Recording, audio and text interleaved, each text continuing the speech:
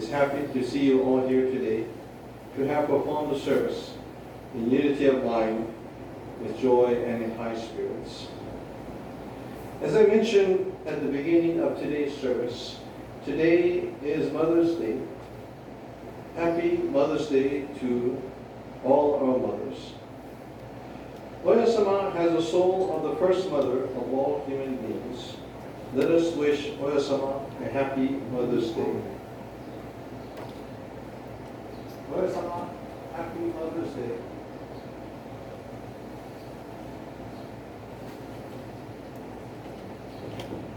Giving this month's sermon is our son, Mimi's husband, and father of 4 children. Please welcome Louis Nakao.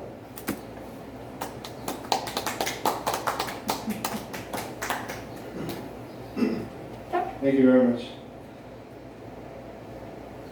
Hello everybody, and thank you very much for joining me today to perform the service and to listen to my sermon. It was a busy month for my parents, Pastor and Oksan, so I was asked to give this month's sermon.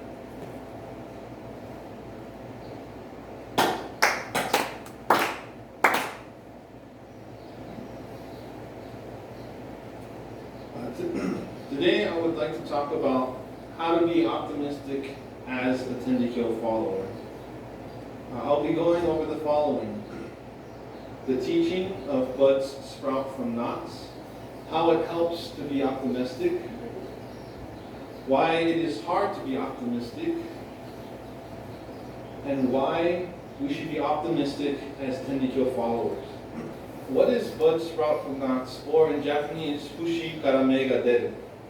It is the teaching of viewing setbacks and milestones in our lives as opportunities to grow spiritually. Like many Tenrikyo teachings, they use metaphors that refer to farming and plants to help us understand them easier. Fushi, or knot, refers to the knot of a plant such as bamboo. It is the portion of a plant, stem, or trunk where new branches grow.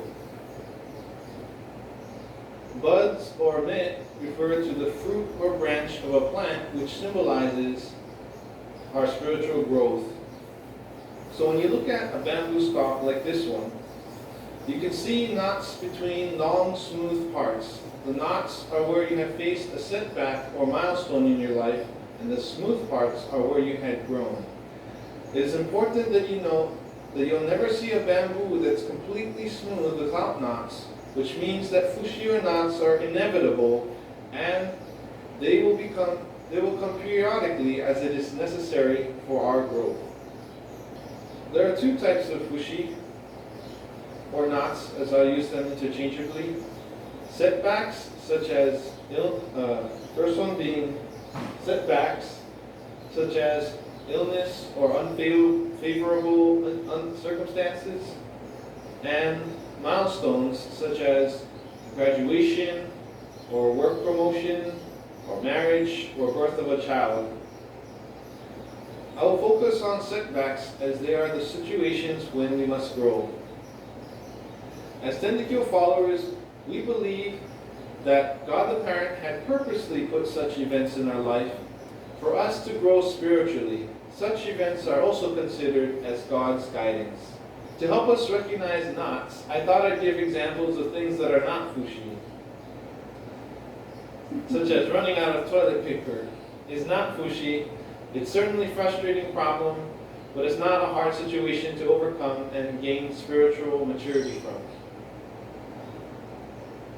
Leveling up your cookie run character is not fushi. And Olivia, while it's a fantastic milestone to achieve, it is also not a moment you will grow spiritually from. That's supposed to be funny.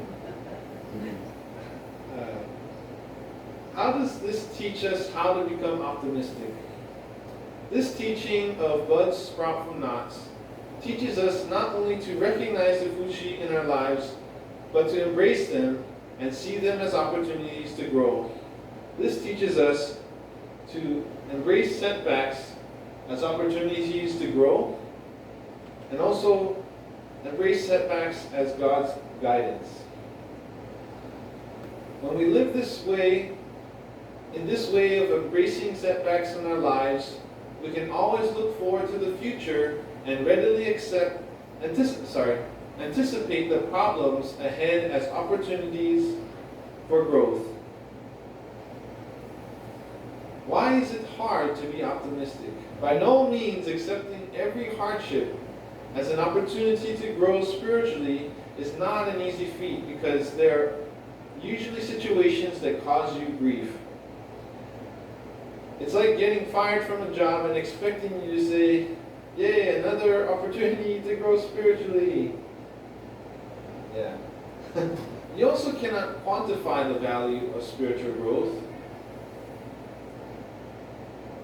You cannot overcome hardship and say, "Once my spiritual growth tree grows out, I'll have earned a month's salary."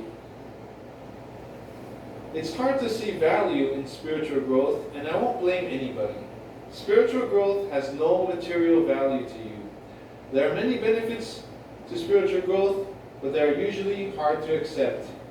Another thing that makes embracing opportunities, what makes it hard to accept, is that good things can take a long time.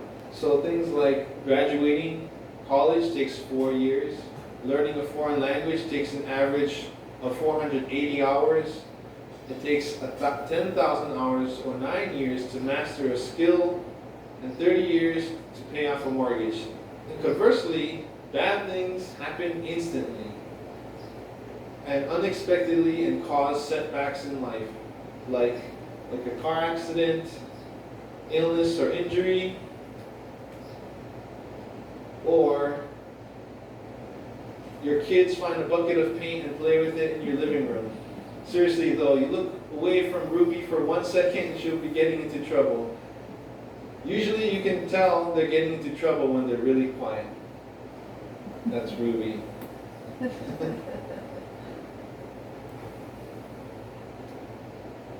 Why we should be optimistic? The future will be shaped by optimists. There is a fantastic TED Talk titled "The Future Will Be Shaped by Optimists" by Kevin Kelly, and he talks about optimism from a more practical perspective. He explains that optimism is a form of trust, which enables us to solve problems that are bigger than ourselves. He goes on to explain that we should be optimistic because we believe our capacity to solve problems is greater than we thought. We should be optimistic because we embrace problems as opportunities. Similar to how we accept setbacks in our lives as knots or fushi, Kelly explains that optimists embrace problems and seize them as opportunities. While Kelly is speaking in the context of world problems, the teachings of buds sprout from knots is in the context of spiritual growth, and I believe they're both very practical. If you're interested in seeing his talk, I'll be sharing this link on our Facebook page and YouTube video. Spiritual growth is vital in achieving the joyous life.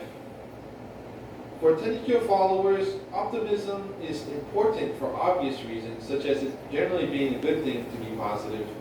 But the importance is emphasized in our spiritual growth because we understand why we were created by God the Parent, and that is to see us live the joyous life. The joyous life being a world where human beings help one another. That is only possible if we are optimistic in growing spiritually and spreading the faith despite any hardships. We can only accomplish this if we always look at hardships as opportunities to grow spiritually.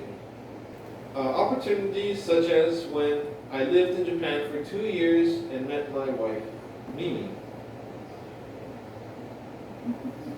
As you may know, Mimi and I met in Japan, got married, and gave birth to Olivia there about 10 years ago now. In fact, Mimi and I's 10th wedding anniversary is coming up this Friday, May 10th. Mimi and I went to Japan with the intention of learning Japanese and the teachings of Tenrikyo, but we did not expect to find each other, have a baby together. When Mimi was pregnant, to say the least, it was frowned upon and we were met with a lot of disappointed individuals. But whenever I look back at my experience during those times, I felt that it was when Mimi and I struggled the most, as we had to overcome a lot of things. One of the main issues throughout this experience was that neither of us were gainfully employed, nor did we have much money. So this is the day we graduated the Tenrikyo Language Institute, where we learned Japanese in 2011. Despite those setbacks and putting a lot of stress on our parent church, Tengen, to take care of us, we were able to get their blessing for our marriage, and they conducted our wedding ceremony and reception there. This is the day Olivia was born in the hospital at the Ikoinoye Hospital in Tenri. Life in Tengen was difficult as we were live-in staff and we had to help with the church activities and prepare for the birth of our first child, Olivia. Now here's a fun fact. Olivia's Japanese middle name is Tsubomi, which was given by my mom, who explained that it meant flower bud. When I heard the word bud, I immediately associated it with the teaching of buds sprout from knots and happily accepted it as Olivia's middle name. We also had to get Olivia's U.S. citizenship papers and passport. This is us on the train ride there. And also, like I said, we didn't have we had a lot of troubles and things to go through, but we had a lot of support. And the overseas department where I was volunteering at, they threw us a reception. And another thing we had to do was go to the U.S. Embassy in Tokyo to get Mimi's green card. She had to do her green card interview. So we had to do a lot of things in addition to, taking care of Olivia and all this paperwork. My take on the teaching. I showed a lot of happier moments. Mimi and I have a lot to be thankful for, especially for all the support we received from Tengen Church, the overseas department, and my family and friends. But what it did not show, nor do I have photos, of course, are the moments when I was very frustrated and stressed, dealing with the lack of money, with all the paperwork for the visas and such. I also had issues with certain individuals, but with the teaching of buds sprout from knots, I was able to recognize that everything happened for a reason, and everything that happened became what I believe was the solid foundation for Mimi and I's marriage. The two things I learned from this whole experience, using the teaching of buds sprout from knots, were that people were instruments in conveying God's message to me, and the knots that we faced became the foundation for our marriage. I learned that rather than trying to find faults in other people's actions and words toward me, I accepted their actions as messages from God the Parent and decided that it was an opportunity to grow spiritually. To follow that bamboo metaphor, these were our knots or fushi that currently support the blessings we have today. Without these knots, I believe we would have struggled through our marriage because after what we went through, the problems we faced thereafter were much smaller and easier to deal with in comparison, and thus able to thrive as a family and accomplish many good things. So back to our bamboo diagram, I want to visualize the growth Mimi and I had as the foundation for our marriage and of course, for growing our family. Through these experiences, I felt that I have grown spiritually and I am capable of seeing problems I have with people as knots and thus able to avoid seeking their faults and hold grudges. Except for the writers of Game of Thrones Season 8, I'll still hold a grudge against you guys. The season finale was terrible.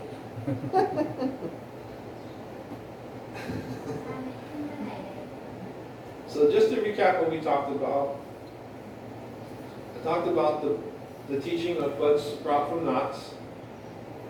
and how it helps us see setbacks and problems and or setbacks and milestones as opportunities to grow spiritually, and that optimism is hard because growing spiritually is hard to quantify or to equate to any sort of material value, which is really hard to accept. And we should be optimistic because spiritual growth is vital to achieving the joyous life. I hope you learned something, or at least got you to think about the teachings today. Thank you very much for listening.